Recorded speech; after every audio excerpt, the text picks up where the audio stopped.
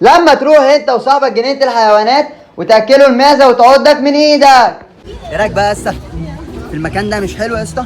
تيجي ندخل المعيز؟ الله يا اسطى ده مكان حلو قوي، يا ريت تيجي هنا كل يوم يا بكتيريا. يلا بينا يا اسطى نخش المعيز. يلا بينا. تعالى يلا. تعالى ده بكتيريا، المكان حلو قوي هنا. يا اسطى انا جاي اهو، جاي لك. خدي تعالي هنا. خدي